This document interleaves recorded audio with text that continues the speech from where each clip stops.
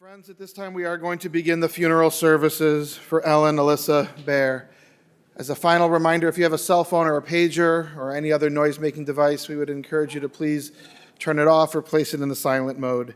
Officiating today's services will be Rabbi Barry Axler. And as we begin our service today, the rabbi will lead the family in the tradition of Kriya.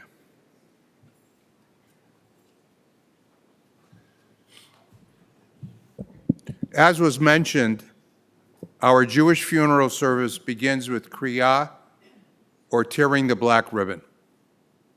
It's a custom that dates back to two biblical moments. First, when Jacob saw what he thought was the blood of Joseph on his coat of many colors, the Bible says that he tore his clothes. And then many years later, when King David learned that his eldest son Avshalom had been killed, in his grief he fell to the floor and also tore his clothes. So this expression of tearing has been part of our Jewish funeral service now for over 3,000 years. And the external tearing has come to symbolize the broken fabric and the broken hearts in our lives.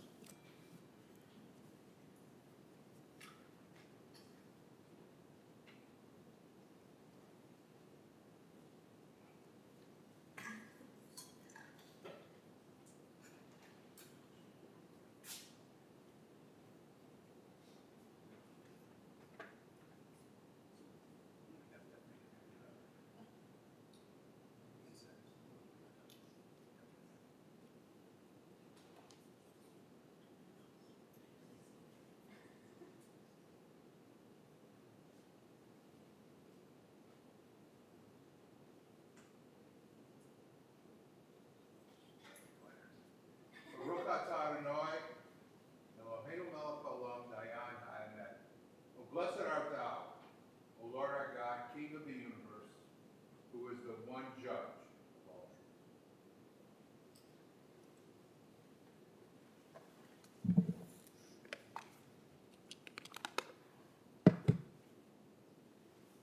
At the end of life, I think the measure of success is not how much you've got, but how much you've given. Not how much you've earned, but how much you have returned. And not how much you've won, but how much you've done.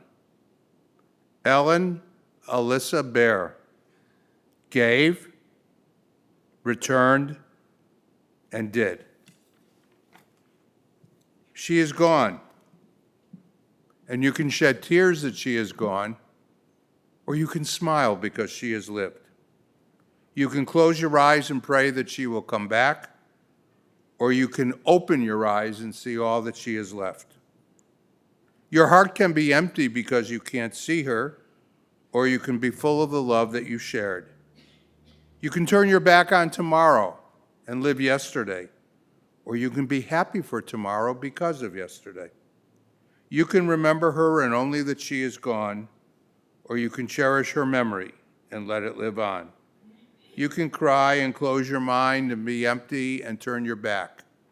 Or you could do what she would want, smile, open your eyes, love, and go on. A life well lived cannot be diminished by death. The beauty, the guidance, and the inspiration it gave us will shine on as brightly as ever. Death leaves a heartache no one can heal, but life leaves a memory no one can steal. There's a beautiful verse from the play Wicked that I think has meaning for the service today. I know we are who we are today because we knew you, and because we knew you, we are changed forever. In describing the passing of our first biblical matriarch, Sarah, the Bible says that Sarah lived to be 127 years old. And what the Bible doesn't say is that Sarah died at 127, but that Sarah lived to be 127, underscoring that what is most important in life is how we live and not how we die. Abby lived a wonderful life of love. Ellen lived a wonderful life of love for her husband, Jeff. She lived a life of love for her sons, Justin and Ryan. She lived a life of love for her sister Abby and Adam. She lived a life of love as a sister-in-love to Rob and Holly. She lived a life of love for her niece and nephews, Ben, Jake, Rachel, Sari, and Zoe. And as Abby pointed out to me, she lived a special life of love for her parents, Thomas and Rochelle, her extended family, and her many friends. Our tradition teaches us that when we pass on, we leave behind only two things. And there are two Hebrew words that not only sound alike, but they come from the same root. One is Yerusha, and the other is Morosha. Now, Yerusha are your material assets. They're your bank accounts, your real estate holdings, or your stocks and bonds.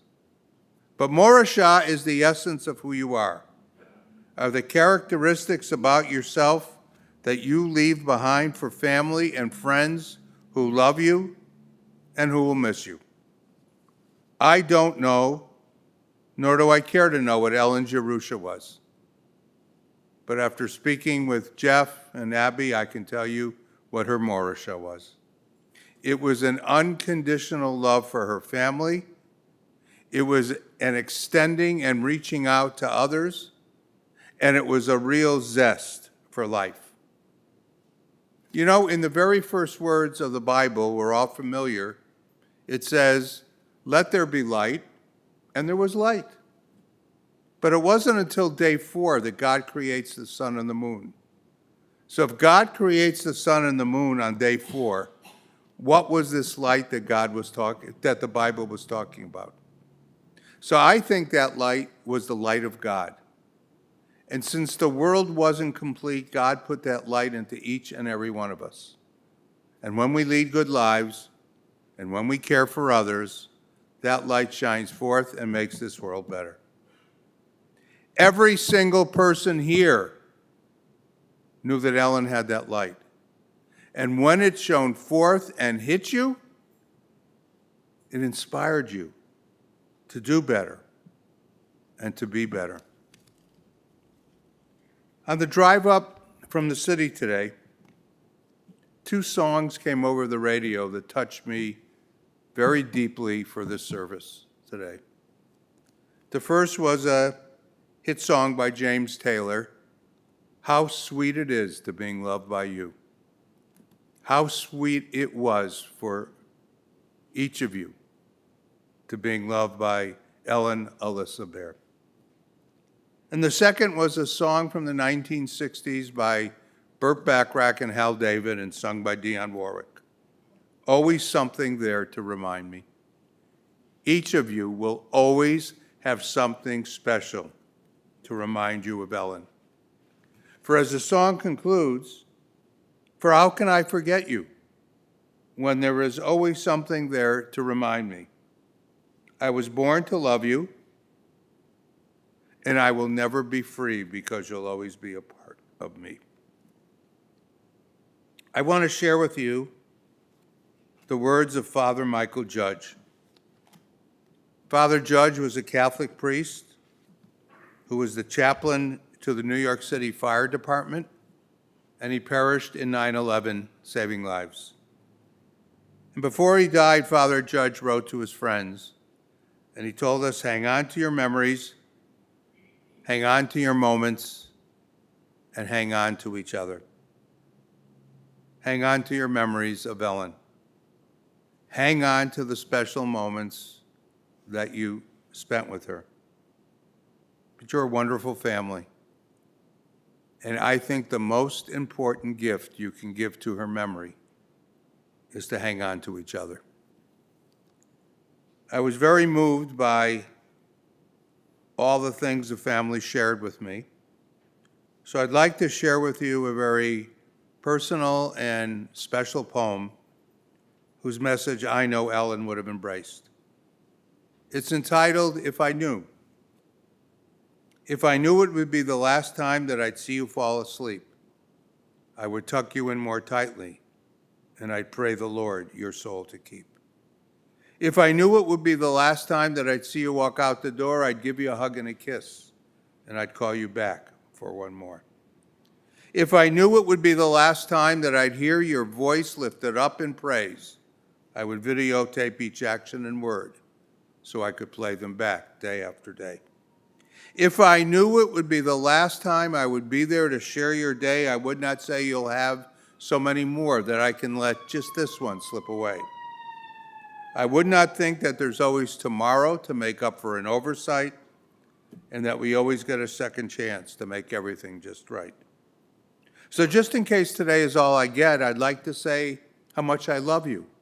And I hope that we never forget that tomorrow is not promised to anyone, young or old alike, and today may be the last chance that you get to hold your loved one tight.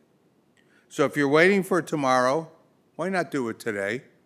For if tomorrow never comes, you'll surely regret the day that you didn't take the extra time for a smile, a hug, or a kiss, and you were too busy to grant someone what turned out to be their one last wish.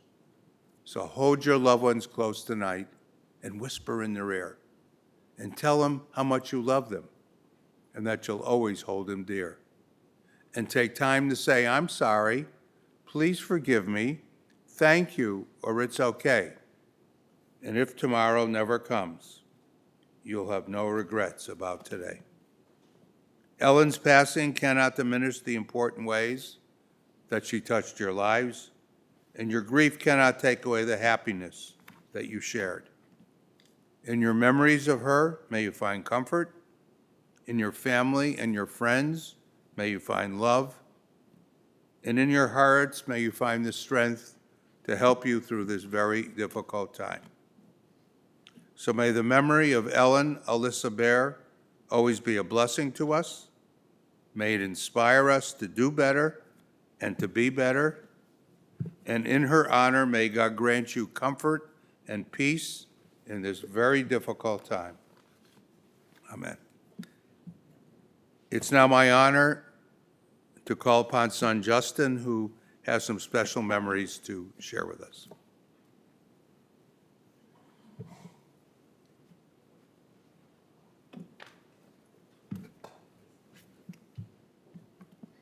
I miss my mom. And she was the greatest mother ever, and I loved the way she acted. She was a little upset that my dad let me buy stuff when I wasn't supposed to. Sorry, Dad. And I remember her being there for me all the time.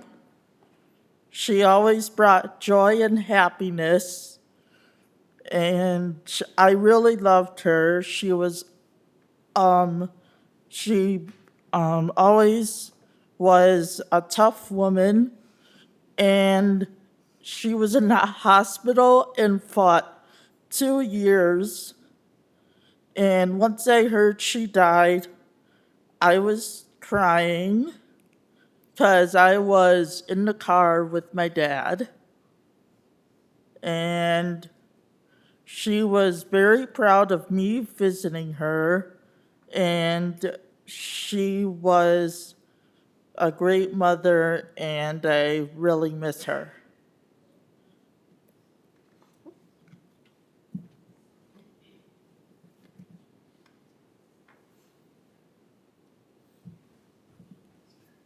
Thank you, Justin. That was beautiful. And now I am honored to share some words from son Ryan. For my mom, family has always been the most important thing. Since marrying my dad, she dreamed of raising kids of her own. She looked forward to watching her kids learn at school, play sports, make friends, and blossom into kind, successful adults. In fact, she wanted to start a family so bad, she found a way to have 2 kids in 7 months. Raising 2 kids at the same age at once is no easy feat. But my mom rocked the double stroller better than any other mom could. Every night, my mom would read a bedtime story to me and Justin to help put us to sleep. Justin and I would fight over which book to read, but my mom always found a way to get us to compromise. As this nighttime ritual continued, she probably read Chicka Chicka Boom Boom enough times to recite the whole thing from memory. After reading us a book, she would sing "You Are My Sunshine" before tucking us in and shutting off the lights. This love is what made my mom so special. Growing up, my mom was always by my side supporting me. She would cheer for me on the sidelines of my baseball, soccer, basketball, and tennis matches. She always offered help with homework when I was struggling. She enjoyed doing arts and crafts with me and hung my art all around the house. Even though my art was usually terrible, she would say it was a masterpiece and gave me the biggest hug. Throughout her life, Mom taught me to love some of the same things as her. We loved spending time in the sun and at the beach, joy rides in her VW Beetle convertible, and the taste of Grater's black raspberry chocolate chip ice cream. There is nothing greater than Grater's. These little things we had in common brought us together, and I cherish the memories we made because of them. At the end of her life, while visiting her in the hospital, I would give her updates on my accomplishments. I'd tell her how I passed my classes, graduated college, and got my first job. After telling her the news, she would always perk up and smile and tell me how proud she was of me. The smile meant everything to me. It showed me she was happy despite the pain she was enduring. It displayed how she encouraged me to always be the best person I could be. But most importantly, she showed me that her dream of raising children to become successful adults came to fruition. I am grateful my mom pushed through to live long enough to see me accomplish all that she had hoped, and I could not have done it without her. Through everything my mom went through, one thing remained the same: her love for her family. Even though she is gone, she has left the legacy of her love and perseverance. Her humor, her compassion, and her unconditional love will always be on my side and in my heart. I love you, Mom. Son Ryan. And it's now my honor to call upon Sister Abby, who has some special memories to share with us.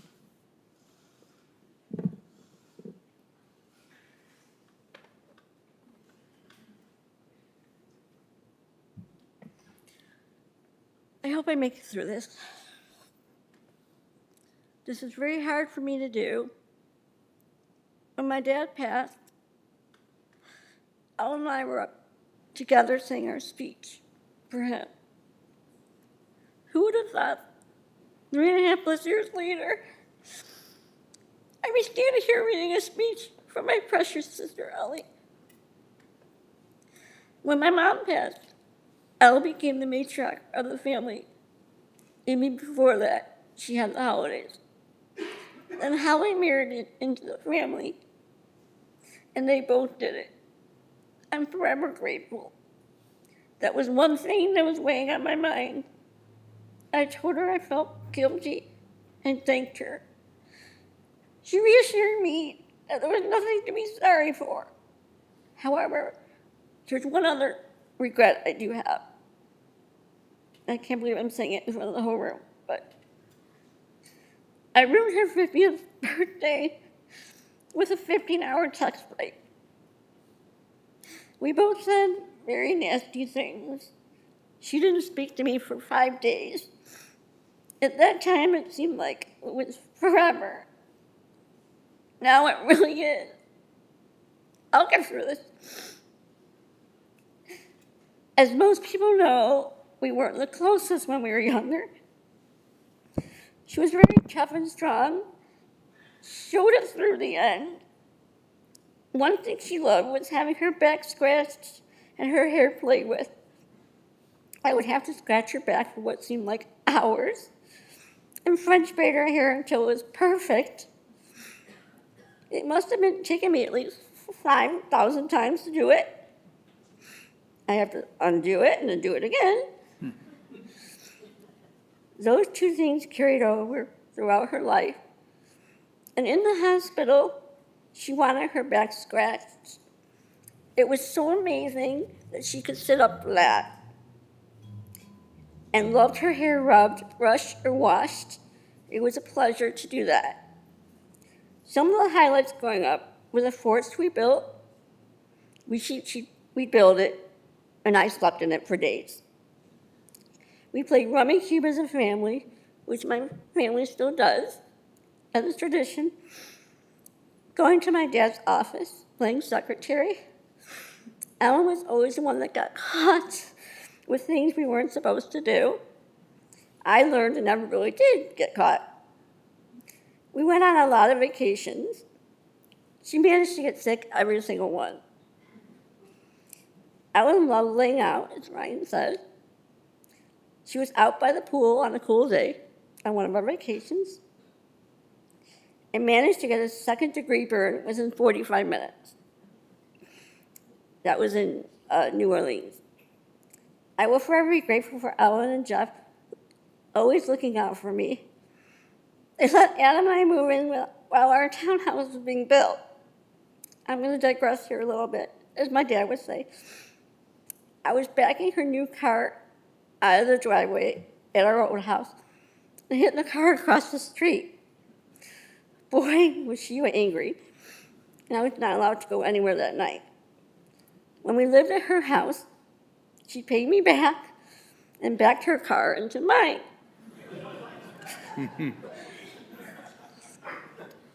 I was sleeping because I had the day off.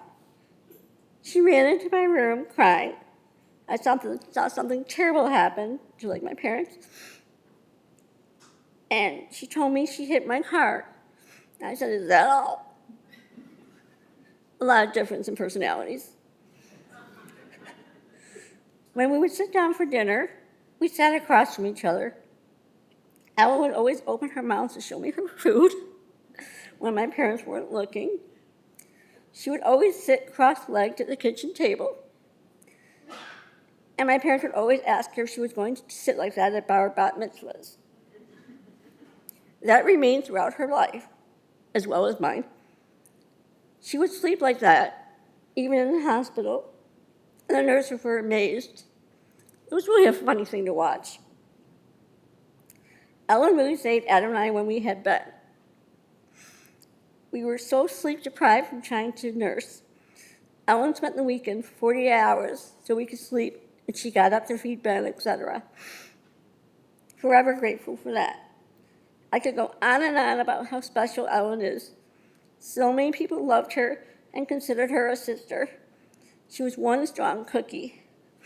Even when she was ill, she always asked how I was, or anybody. She even helped me with my problems. One day she cried because I was crying. In all the true sense of who Ellen was, she was my sister, my best friend, and the one I have gone to. When people asked who was older, I jokingly said we were twins because we were born 3 years and 5 days apart. No, listen carefully. For her birthday this year, which is on Saturday, my wish is for everyone to celebrate her life instead of mourning. There are so many people I want to thank for absolutely being there for me. If I missed anybody, I'm really sorry. You were all absolutely wonderful. Each of you know, I hope, how much you have helped me. A special mention to Adam, who had to listen to me relentlessly. Carol, who checked in on me every day. My kids, Ben, Jake, and Rachel, who was there when I got the news. My cousins Amy and Lori, who really came through and checked on me every day. And many, many, many others of you, and you know who you are. And all those that kept on asking, checking in on me and asking how Ellen was, you will know how much that meant to me. And please, let's keep in touch. I could not have done this without Jeff. He's such a wonderful husband and father, the brother I never had. Through thick and thin, we worked as a team. I grieved a long time for my mom. This is so much worse. I love you so much, Ellen. I'm so lucky you are my sister. I'm relieved you are no longer in pain and suffering. It was horrible. You will forever be with me, my hero, my angel. I still can't believe I'm standing here reading this for you. Amen. I got through it.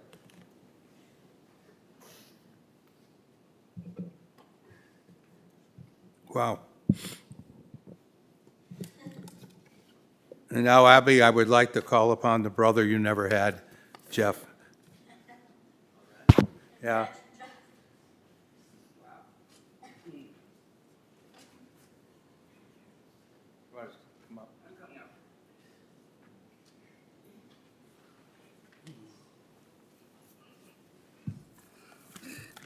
I'm gonna have to change some things as I go through, because that was beautiful what Justin, Ryan, and Abby said.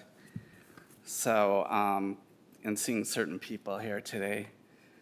I want to start with the flowers. One year I made a mistake and I sent Ellen roses. She's like, Jeff, you know I don't like roses. I like sunflowers. So she loves sunflowers. So here they are in these colors. So I didn't forget today. I know a lot of people are watching, and I was afraid we wouldn't have enough seating. I tried to book the United Center, but it was taken this week. The good thing is they take credit cards here, and I'll get enough miles for the three of us to take a very nice, much-needed vacation when this is all done. To summarize 35 years in 10 minutes is impossible. My original eulogy was over an hour long. So if I don't mention you, you were in the original, and I will talk to everyone personally. So many stories. And the rabbi's fault. And I wanted to read this because I figured the rabbi would say a wrong name, and it always happens. So it's pretty funny that it did. So I'll get through it. I guess I'm smiling. Obviously I'm very, very sad, but relieved. It's been an awful long 2 years. We went to the end, and it was time. So I can't say I feel devastated, because I actually feel a lot worse. And I never use that word, but I always hear it at funerals. The last 2 years have been a nonstop roller coaster ride. There are always glimmers of hope. And Ellen, at 4 feet 10 inches, had an enormous heart and tremendous courage. She fought for her family and friends until her body could not take it anymore. She made it home. That was my goal for a week. It was not a good week, but at least we did it. Ellen knew a lot of people were following her progress and was an inspiration to many. We both had the same fear of losing each other, but life is not predictable. A lot of you have been worried about me. I had my annual physical last week, and despite turning down all the meals you offered me, I actually gained 3 pounds.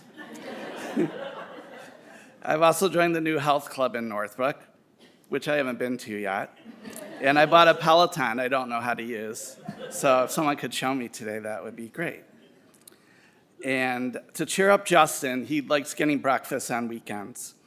So I went to McDonald's Saturday to pick up breakfast. I paid for the order, pulled up to the window, took the drinks, and drove off without the food. So that's how tired I was. And I was on the phone with Abby. And then, of course, the rabbi calls. So I had to go in the restaurant after waiting in a long line and get my order. So I'm doing fine, though.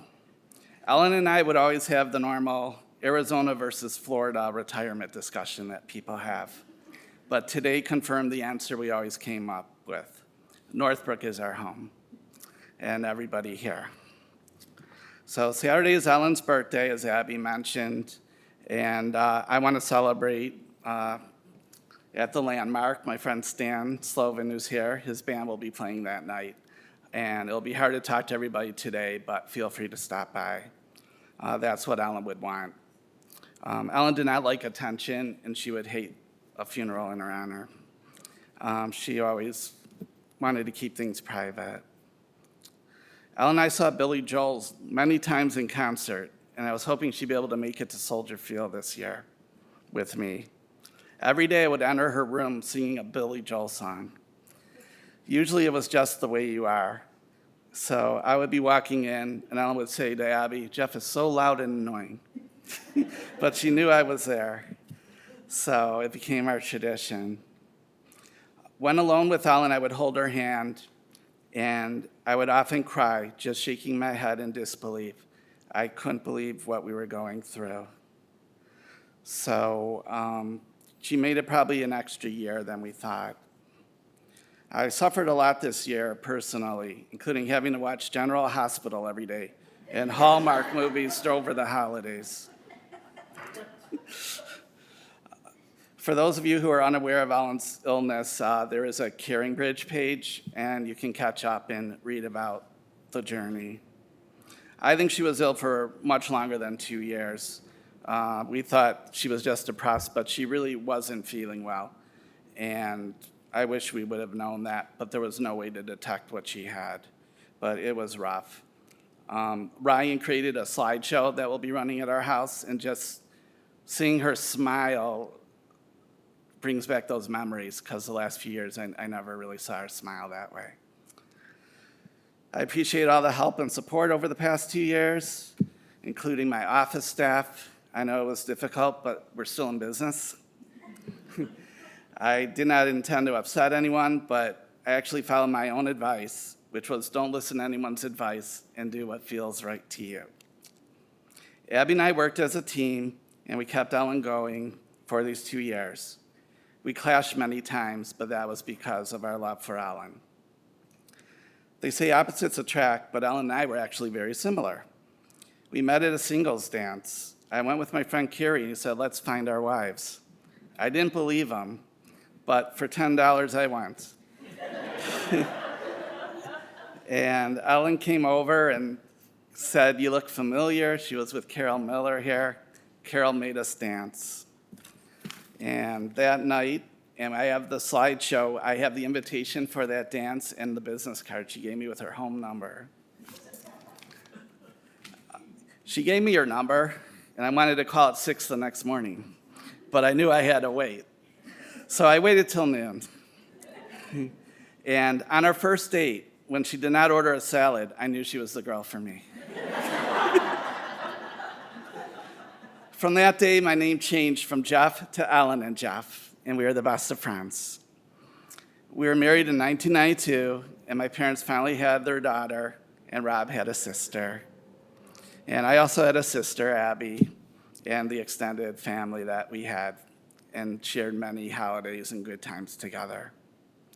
Our marriage had given us very difficult challenges over the years, but together we were able to work through them. Ellen enjoyed being a wife, but she really wanted to be a mother. It took years for that to happen. The good things about having kids later was that we were able to take vacations and do a lot of things just the two of us. So basically we had our retirement years early, but I am blessed that we had that time together. I also would take Fridays off in the afternoon so we could go out for lunches and get errands done while the kids were in school. since having 2 kids close in age, we had to be home. So I'm glad we were able to do that also. Words could not describe her love for Justin and Ryan. She always wanted them to be happy and successful, and she will always be there looking down at them.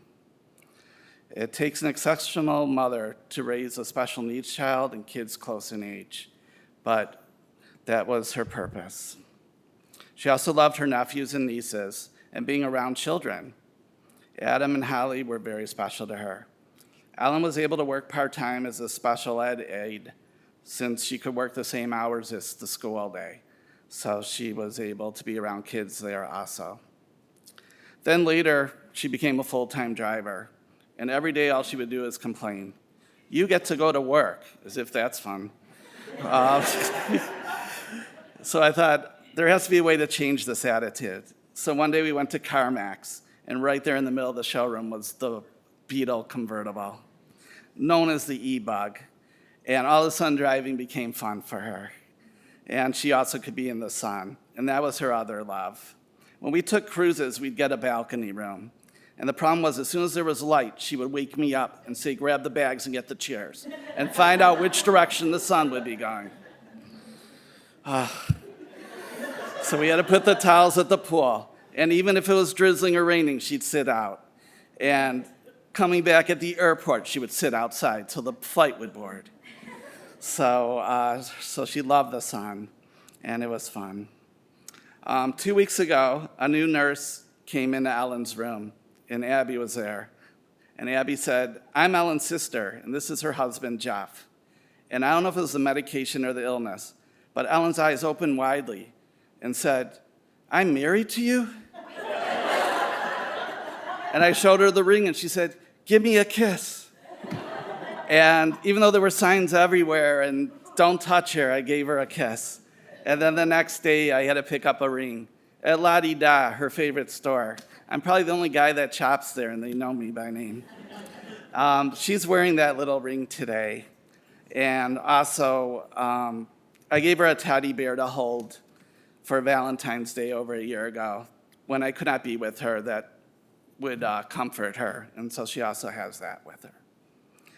So on Thursday, I told some people I thought this really was the end. They didn't believe me because I kid around a lot, but I was serious. And she slept that day, but looked so relaxed and beautiful. And Abby was away, but we could tell this week. So I knew it was time. We had a great life together until the end, and I don't want you to feel sorry for me and my family. I want you to be jealous of us because we got to be with her every day. I'll miss her dearly.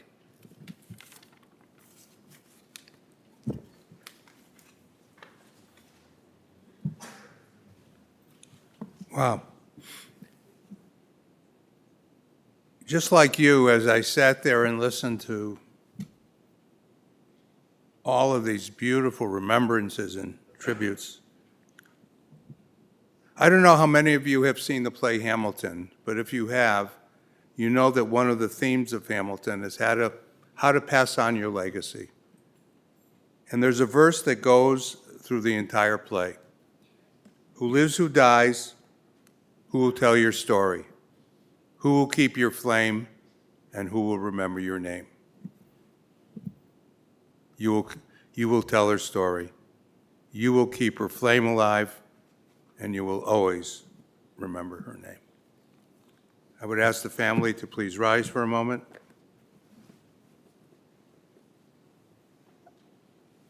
El mole rachamim shochem bamromim, hamatzei menucha nechona tachat kanfei hashechina, b'ma'alot kedoshim u'tohorim, kezoar horakia masirim et nishmat, Ellen Alisa Baer, shalachali olamo. El mole rachamim, O exalted, compassionate God, grant infinite rest in your sheltering presence among the holy and the pure to the soul of Ellen Baer, who has gone unto her eternal home. O merciful one, we ask that she find perfect peace in your eternal embrace. May her soul be bound up in the bond of life. May she rest in peace. And as one united family, let us answer. Amen.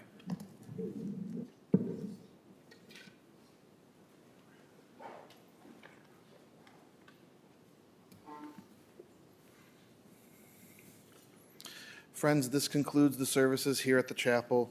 The interment and burial service will continue at Memorial Park Cemetery here in Skokie. For those of you traveling with us to the cemetery and the funeral procession, please do keep the following safety precautions in mind. Please make sure that your bright headlights and your four-way hazard flashers are on at all times. Please be sure to obtain an orange funeral safety sticker for your windshield, and we will be providing several of the cars in the procession with a magnetic orange flag to be placed on top of your car.